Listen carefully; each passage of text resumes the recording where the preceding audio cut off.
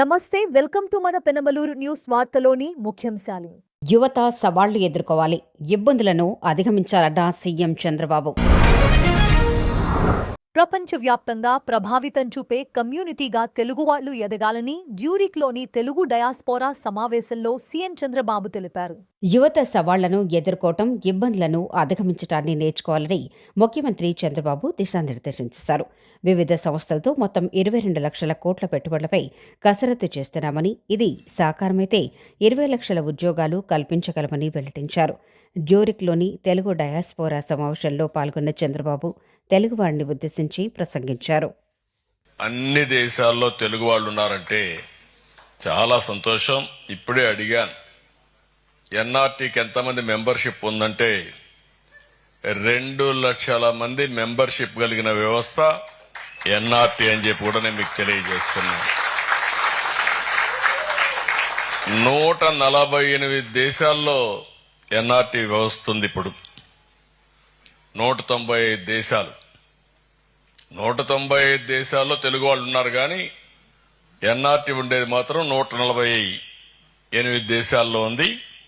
తొందరలోనే మిగిలిన 47 దేశాల్లో కూడా ఎన్ఆర్టీ వ్యవస్థ ఏర్పాటు చేయాలి. ప్రపంచం మొత్తం అన్ని దేశాల్లో ఉండే ఏకైక వ్యవస్థ ఎన్ఆర్టీగా ఉండాలని చెప్పి మరొక్కసారి విజ్ఞప్తి చేస్తున్నా. 18 నెలల్లో ఒక చరిత్ర. ఏపీ బ్రాండ్ నెంబర్ 1 బ్రాండ్ గా తయారు చేశాం.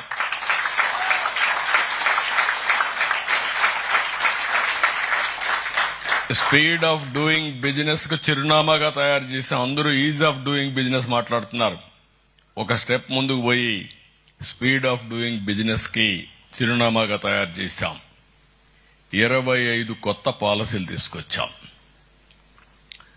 నేను గర్వపడుతున్న ఇక్కడున్న మంత్రులందరూ కూడా లోకేష్ గారి ఆధ్వర్యంలో ఇన్వెస్ట్మెంట్, అదే మరిగా భరత్ గారు, ఇంకా మిగిలిన మినిస్టర్స్ అందరూ కూడా పోటీపడ్డారు. పోటీపడి ఈరోజు మీరు చూస్తే దేశంలో వచ్చిన పెట్టుబడులు ఒకే రాష్ట్రానికి 25.3% రావడం ఇది ఒక చరిత్ర, ఎప్పుడు లేదు. ఇంకొక పక్కన మీరు చూస్తే పెద్ద పెద్ద ఇన్వెస్ట్మెంట్లు.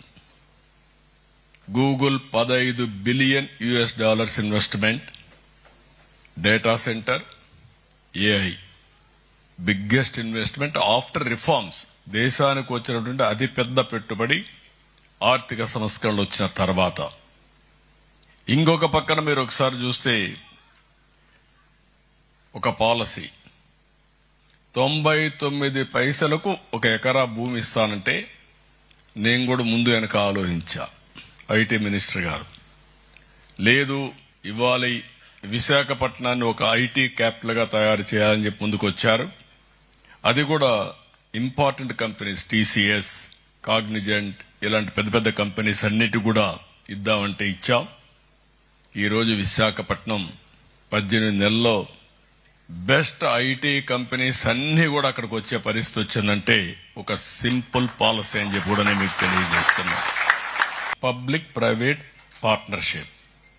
ఈరోజు ఎయిర్పోర్ట్లు వస్తున్నాయి, రోడ్లు వేస్తున్నాం, ఐటీ కంపెనీలు వచ్చాయి, అనేక విధాలుగా సంపద సృష్టిస్తున్నాం. ఈ సంపద సృష్టి ఎంతవరకు పోయిందంటే హ్యావ్స్ అండ్ హ్యావ్ నాట్స్ వ్యత్యాసం పెరిగిపోయింది. బిలినియర్స్ తయారవుతున్నారు. రిలేటివ్ గా పేదవాడు పేదవాడుగానే ఉన్నాడు.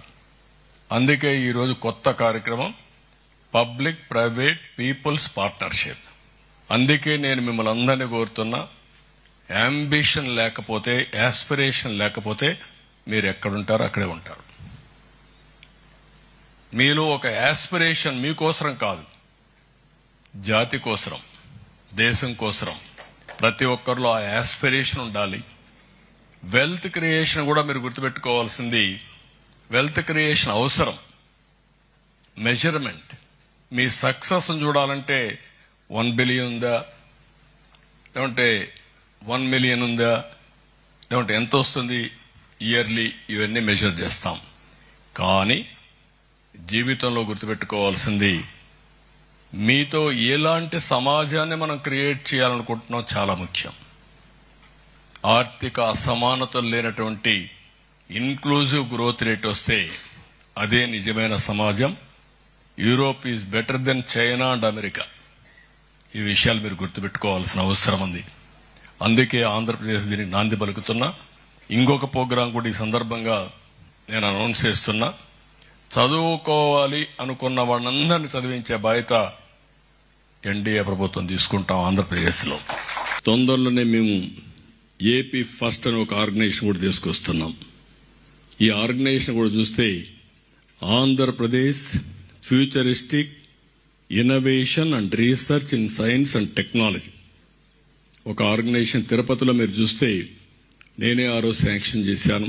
ఐజర్ ఐఐటి రెండు ఒక ప్లేస్ లో ఉండే ఏకైక ప్లేస్ తిరుపతి. ఆ రెండు ఇన్స్టిట్యూట్స్ పెట్టి government of Andhra Pradesh public private partnership తో బెస్ట్ రీసెర్చ్ నెక్స్ట్ లెవెల్కి ఏం పోవాలనో నేను చెప్పినట్టు అన్నిటిపైన రీసెర్చ్ చేయడానికి ముందుకు పోతున్నాం. ఇవన్నీ కూడా మీరు అర్థం చేసుకొని ఏ విధంగా మీరందరూ అసోసియేట్ అవుతారో అసోసియేట్ కావాల్సిందిగా మరొక్కసారి కోరుతూ 2024 ఎన్నికల ముందల చాలా మంది నన్ను అడిగారు, ఆంధ్ర రాష్ట్రం ఇప్పటికీ నష్టపోయింది, 5 సంవత్సరాలు పరిపాలనలో మనం 30 సంవత్సరాలు వెనక్కి వెళ్ళిపోయామే, మీకేముంది, మీకు ఆ భరోసా ఎక్కడి నుంచి వస్తుందంటే నేను ఒకటే చెప్పా, మాకు ఉంది వేరే రాష్ట్రాలకి లేనిది మన గౌరవ ముఖ్యమంత్రి చంద్రబాబు నాయుడు గారు.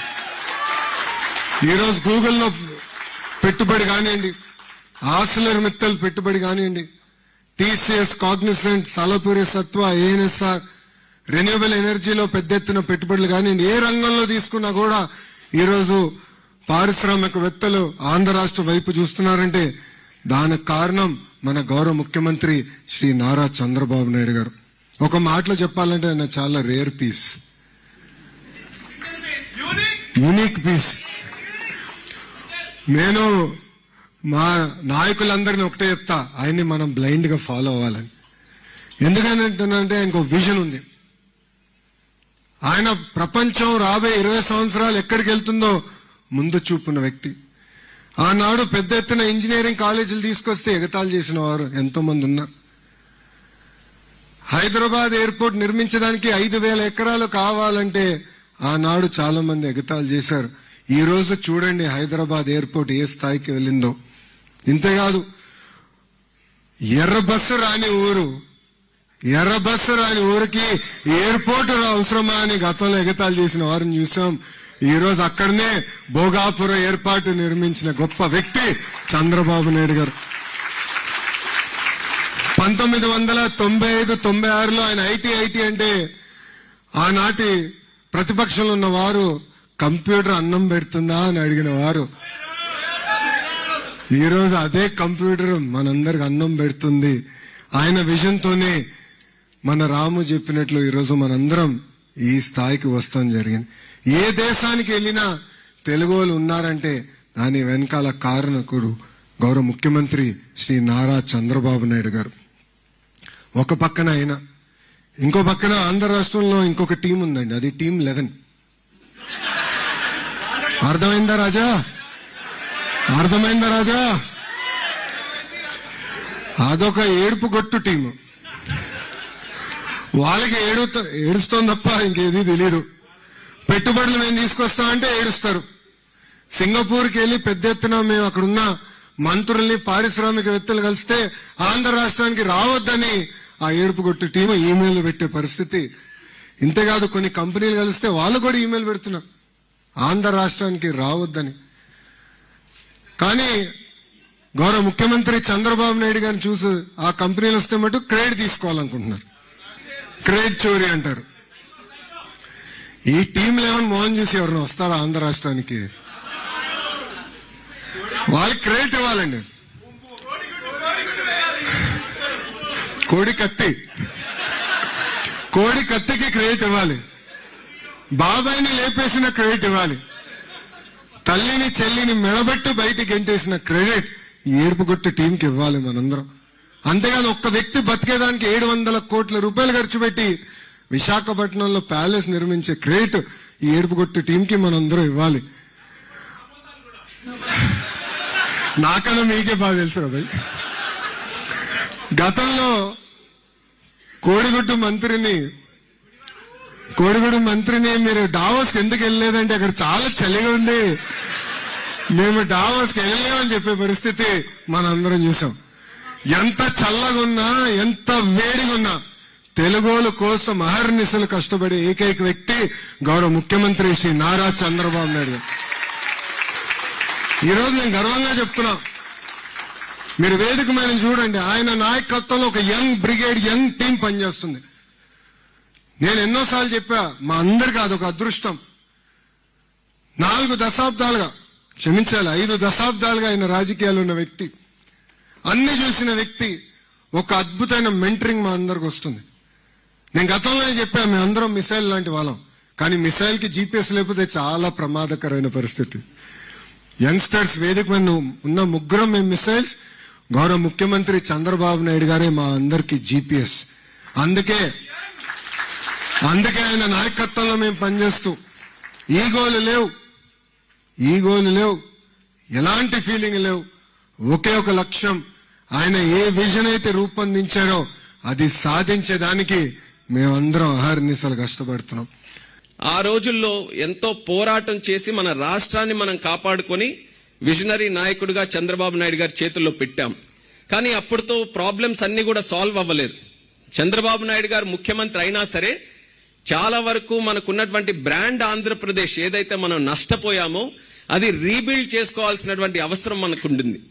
ఆ రీబిల్డ్ చేసుకునేటటువంటి ప్రయత్నంలో ఒక భాగంగా ఆ రోజు వెఫ్ కి మనం వచ్చినప్పుడు చంద్రబాబు నాయుడు గారు కూడా ఆ రోజు కలిసినటువంటి కంపెనీలు కావచ్చు, ఆర్గనైజేషన్స్ కావచ్చు, అనేక ఛాలెంజెస్, అనేక కష్టమైనటువంటి క్లిష్టమైనటువంటి ప్రశ్నలు ఆయన ఎదుర్కొన్నారు.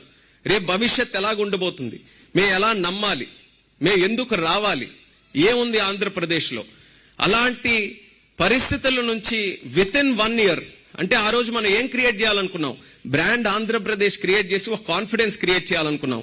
కానీ విత్ ఇన్ 1 year ఈ రోజు మనం చూసుకుంటే ప్రపంచం ఏదైతే భారతదేశం చూస్తుందో ప్రపంచం ఆంధ్రప్రదేశ్ వైపు తిప్పి చూపించేటటువంటి స్థాయిలో ఈ రోజు మనం ఆంధ్రప్రదేశ్ స్థాయించామంటే అది చంద్రబాబు నాయుడు గారి ఈ సంవత్సరం పాటు చేసినటువంటి పనితనం వల్ల అనేది గర్వంగా చెప్పుకోవచ్చు.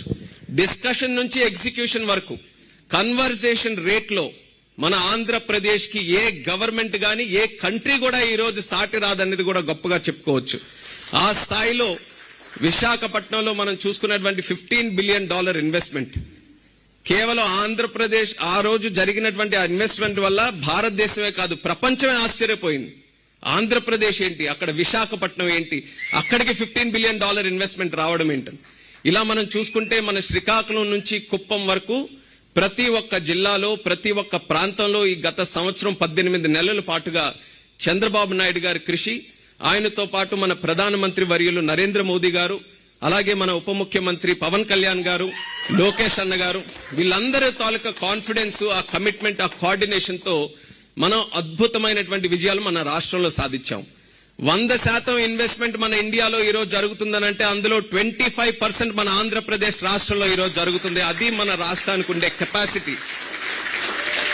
ఆ స్థాయిలో ఈ యొక్క 1 year లో ఇంత చేంజెస్ మనం తీసుకొని రాగలిగాం. ఈ చేంజెస్ ని మరింత బలోపేతం చేసుకుంటూ మరింత సుస్థిరంగా అంటే లాంగ్ టర్మ్ వరకు కూడా ఈ యొక్క ఎనర్జీని, మొమెంటం ని మనం కంటిన్యూ చేయాలనంటే కేవలం లీడర్షిప్ వరకు కాదు, మనకి ఎప్పుడు కూడా అలవాటు కష్టం వచ్చినప్పుడు చంద్రబాబు నాయుడు గారికి అన్ని అప్పచెప్పేద్దాం, ఆయనే కష్టపడతాడు, ఆయనే పోరాటం చేస్తాడు, అన్ని ఆయనే చేస్తాడు. కానీ ఎప్పుడైతే మనం సపోర్ట్ చేయాల్సినటువంటి అవసరం ఉందో ఈ రోజు స్టేట్ కి ఆ సపోర్ట్ కూడా అవసరం. జాతి అందరం కూడా మనందరం కూడా కలిసికట్టుగా మనకు ఒక రెస్పాన్సిబిలిటీ ఉంది మన స్టేట్ మీద, మన కంట్రీ మీద మనం కూడా కాంట్రిబ్యూట్ చేయాలి. ఈరోజు నేను చిన్న వయసులో ఒక కేబినెట్ మినిస్టర్ గా, యూనియన్ మినిస్టర్ గా ఈ రోజు ఉన్నానంటే దానికి ప్రత్యేకమైన కారణం చంద్రబాబు నాయుడు గారు అని తెలియజేసుకుంటున్నాను.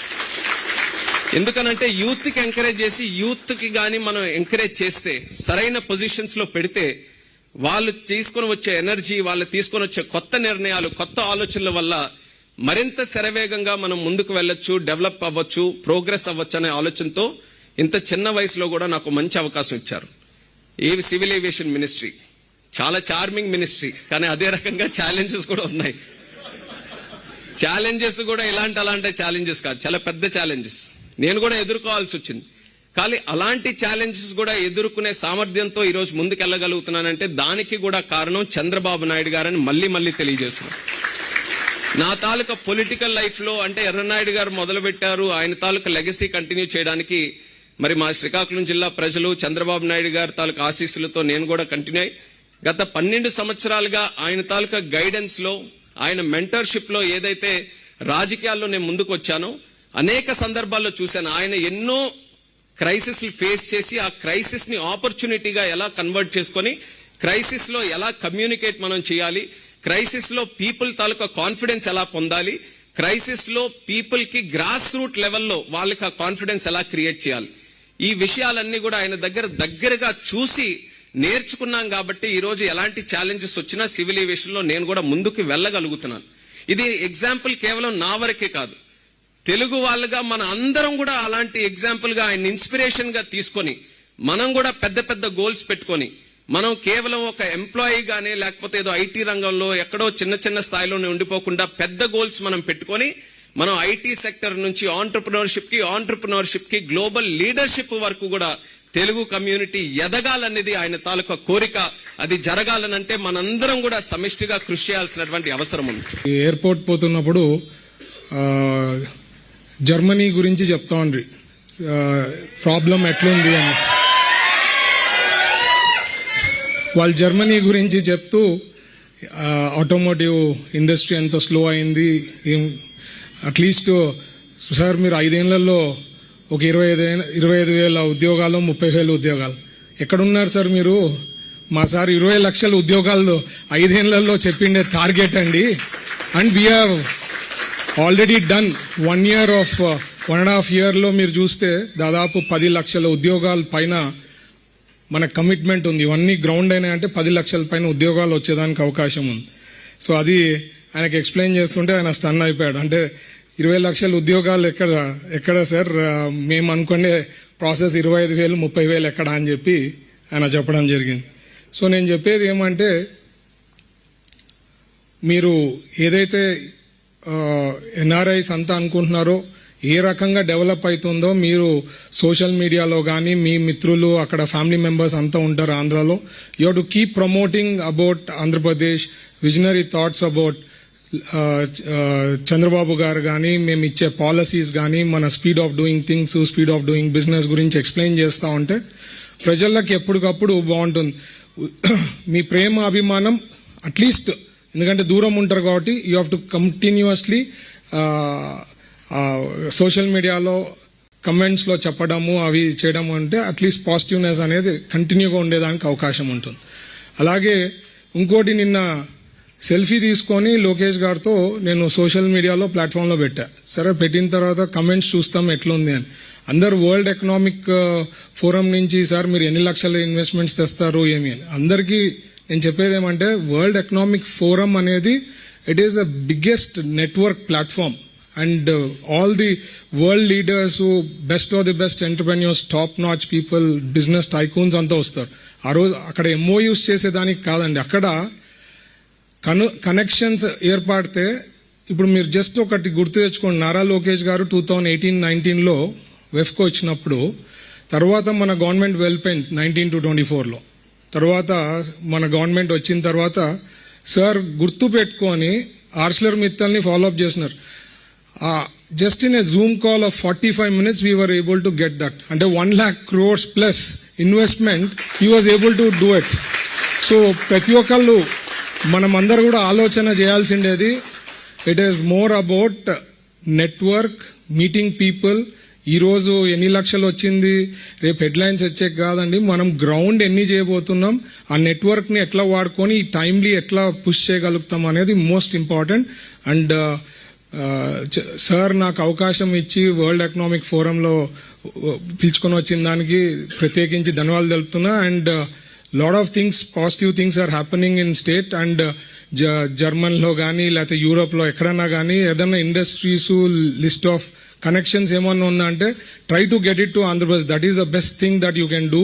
బికాజ్ మీకు కంటిన్యూస్లీ ఏం జరుగుతుంది గ్రౌండ్ లో రియాలిటీ మీకు ఐడియా ఉంటుంది కాబట్టి that is the best thing you can do. Try and push them to Andhra Pradesh. That is the best thing it will be there అండి. అండ్ సార్కి ప్రత్యేకించి ధన్యవాదాలు తెలుపుతున్నా. ఈ అవకాశం ఇచ్చిన దానికి, నాకు వరల్డ్ ఎకనామిక్ ఫోరంకి తీసుకుని వచ్చిన దానికి, ఇట్లాంటి నాలెడ్జ్ మాకు కంటిన్యూస్గా ఇప్పించేదానికి ప్రత్యేకించి ధన్యవాదాలు తెలుపుతున్నా. Thank you. జై హింద్. విద్యార్థులకు భవిష్యత్తుకు భరోసా కల్పించేలా స్ఫూర్తి స్టడీ మెటీరియల్ పుస్తక రూపంలో అందించడం అభినందనీయమని market yard chairman Konda Praveen Kumar అన్నారు. పెన్మలూరు నియోజకవర్గం ఉయ్యూరు మండలం వెలగపూడి రామకృష్ణ మెమోరియల్ వీఆర్కేఎం ప్రభుత్వ ఉన్నత పాఠశాలలో 10వ తరగతి విద్యార్థులకు అన్ని పాఠ్యాంశాలు కలిపి ఒకే పుస్తకంలో ఉండేలా Spoorthi study material market yard chairman Konda Praveen విద్యార్థులకు అందజేశారు. ఈ సందర్భంగా కొండా ప్రవీణ్ మాట్లాడుతూ, గడిచిన 6 నెలల కాలంలో ఉపాధ్యాయులు అన్ని పాఠ్యాంశాలను అర్థమయ్యే విధంగా అందించారని, తల్లిదండ్రుల ఆశలు ఆకాంక్షలు నెరవేర్చేలా మంచిగా చదువుకొని పాఠశాలకు మంచి పేరు తీసుకురావాలని ఏఎంసీ చైర్మన్ కొండా ప్రవీణ్ విద్యార్థులకు సూచించారు. ఈ కార్యక్రమంలో వీఆర్కేఎం హైస్కూల్ ప్రధానోపాధ్యాయులు యలమంచిలి వెంకటేశ్వరరావు, ఉపాధ్యాయుని పుష్పాంజలి, కూటమి నేత ఈడే Anjibabu, cluster resource person Pushpalatha పాల్గొన్నారు. ఉచిత పశువైద్య శిబిరాలు ఏర్పాటు చేయడం పాడి పరిశ్రమ అభివృద్ధికి దోహదపడుతుందని market yard chairman Konda Praveen Kumar అన్నారు. పెనమలూరు నియోజకవర్గం ఉయ్యూరు మండలం ఉయ్యూరు మార్కెట్ యార్డ్ ప్రాంగణంలో ఈ నెల 31వ తేదీ వరకు నిర్వహించే ఉచిత పశు ఆరోగ్య శిబిరాల గోడ పోస్టర్ను market yard chairman Konda Praveen Kumar ఆవిష్కరించారు. ఈ సందర్భంగా ప్రవీణ్ మాట్లాడుతూ, పశువుల ఆసుపత్రి పరిధిలో గ్రామాల కూడలిలో శిబిరాలకు ఏర్పాటు చేసి వైద్యులు సిబ్బంది అందుబాటులో ఉంటూ పశువులకు అవసరమైన వైద్యం, ముందస్తు వైద్య పరీక్షలు, నివారణ కొరకు టీకాలు వేయటం, మందులు ఉచితంగా పంపిణీ చేయటం వంటి సౌకర్యాలు ఏర్పాటు చేయటం ద్వారా పశు పోషకులకు పశువులను ఆరోగ్యాన్ని కాపాడుకోవటానికి దోహదపడుతుందన్నారు. కూటమి ప్రభుత్వం ఆధ్వర్యంలో, వ్యవసాయ శాఖ ఆధ్వర్యంలో ఉచిత పశు ఆరోగ్య శిబిరాలు పశు సంవర్ధక శాఖ ఆధ్వర్యంలో మంత్రివర్యులు గౌరవనీయులు అచ్చెన్నాయుడు గారు జనవరి 19వ తారీఖు నుంచి జనవరి 31వ తారీఖు వరకు ప్రతిరోజు ఆయా మండల కేంద్రాల్లో, అదేవిధంగా గ్రామాల్లో ప్రజల వద్దకే వైద్యం అన్నట్లుగా ఎక్కడైతే గ్రామాల్లో పశు పోషకులు పశువుల్ని పోషిస్తూ ఉన్నారో వాటికి సంబంధించినటువంటి వైద్యాన్ని అక్కడే అందించే విధంగా, గ్రామాల్లోనే వాళ్ళకి అందుబాటులో అందించే విధంగా ఒక ఏర్పాటు చేయడం జరిగింది. ప్రణాళికాబద్ధంగా వాటికి సంబంధించినటువంటి ఏ విధమైనటువంటి ఇబ్బందులు ఉన్నా, అనారోగ్య సమస్యలు ఉన్నా కానీ వాటికి అక్కడ టీకాలు వేయించడం, మందులు అందించడం ఉచితంగా జరుగుతూ ఉంది. అదేవిధంగా ఏదైనా ఇబ్బంది వలన పశువులు ప్రమాదవశాత్తు మరణిస్తే వాటికి బీమా కూడా ప్రభుత్వం, ఆ బీమా నగదు ఏదైతే ఉందో దాంట్లో సబ్సిడీ ఇచ్చి బీమా ఏర్పాటు చేసుకోవడం, తద్వారా ఎవరైతే పశు పోషకులు అప్పటిదాకా పెంచినటువంటి ఆ పశువులు ఏదైనా ఇబ్బంది వరం మరణిస్తే బీమా ద్వారా వారి అకౌంట్లోకే ఆ బీమా సొమ్ము వచ్చేలాగా ప్రభుత్వం ఏర్పాటు చేస్తూ ఉంది. పశు ప్రేమికులు, పోషకులు అందరూ కూడా ఈ అవకాశాలను వినియోగించుకోవాలి. పశు సంవర్ధక శాఖ ఆధ్వర్యంలో పశువుల హాస్పిటల్లో ఎక్కడైతే ఉన్నాయో వాటి పరిధిలో గ్రామాల్లోకి ఆ యొక్క సిబ్బంది, వెటనరీ డాక్టర్స్ కానీ సిబ్బంది కానీ ఆయా గ్రామాలకు వెళ్ళి ఆ గ్రామాల్లోనే శిబిరాలు ఏర్పాటు చేస్తూ ఉన్నారు. ఆ శిబిరాల్లో ఉన్నటువంటి సౌకర్యాలను వినియోగించుకొని వారి యొక్క అవసరాలని తీర్చుకోవాలని చెప్పేసి మేము సందర్భంగా తెలియజేస్తూ ఉన్నాం. ఇదే విధంగా ఈ యొక్క ప్రదర్శన ప్రతి గ్రామంలో ఉండేటట్టుగా ఇక్కడ మార్కెట్ యార్డ్లో కూడా ఈరోజు ఇక్కడ దీన్ని ఆవిష్కరించడం జరిగింది. అట్లాగే గ్రామాల్లో కూడా ఈ ప్రదర్శన పోస్టర్లని అందిస్తూ ఉన్నాం. ప్రజలందరికీ తెలియచేయాలనే ఉద్దేశంతో ఈ కార్యక్రమాన్ని, ప్రజలు ఎంతోమంది పశు పోషకులు మరి పశువుల ద్వారా పాడి పరిశ్రమ ద్వారా ఎంతో కొంత ఆర్థిక పరిపుష్టి కలుగుతూ ఉంది రైతులకి. వాటిని కూడా కాపాడటానికి ఈ రకమైనటువంటి నిర్ణయం ప్రభుత్వం తీసుకుంది. తప్పనిసరిగా కూటమి ప్రభుత్వం చంద్రబాబు గారి నాయకత్వంలో ప్రతి విభాగంలో కూడా ప్రజలకి ఆర్థిక తోడ్పాటు అవసరమయ్యే విధంగా పనిచేస్తామని తెలియదు. కంకిపాడులో గ్రామ సేవా యజ్ఞం కార్యక్రమాన్ని నిర్వహించిన ఈకే ఆధ్యాత్మిక సేవా సంస్థ పెనవల్లూరు నియోజకవర్గం కంకిపాడు మండలం కంకిపాడులో ఆర్యవైశ్య కళ్యాణ మందిరంలో మాస్టర్ ఈకే ఆధ్యాత్మిక సేవా సంస్థ ఆధ్వర్యంలో మాస్టర్ డీకే శాశ్వత మహోత్సవాలు నిర్వహణలో 2025-2026 సంవత్సరాలకు గాను గ్రామ సేవా యజ్ఞం కార్యక్రమాన్ని నిర్వహించారు. ఈకే ఆధ్యాత్మిక సేవా సంస్థ ప్రతినిధులు G Ravichander, CH Subbarao, P Girijarani, P Prasad, SK Ahmed మాట్లాడుతూ గ్రామీణ ప్రాంతాల్లోని పేదలు, నిరుపేదలు, వృద్ధులు, అనాథలకు ఆధ్యాత్మిక సేవలతో పాటు సామాజిక సేవలు అందించడమే లక్ష్యంగా ఈ కార్యక్రమాన్ని చేపట్టినట్లు తెలిపారు. వార్తలు ముగించే ముందు ముఖ్యాంశాలు మరోసారి. యువత సవాళ్లు ఎదుర్కోవాలి, ఇబ్బందులను అధిగమించాలన్న సీఎం చంద్రబాబు. వార్తలు ఇంతటితో సమాప్తం. తిరిగి మరల తర్వాత ముఖ్యాంశాల్లో కలుద్దాం. అంతవరకు చూస్తూనే ఉండండి మన పెనుమలూరు న్యూస్.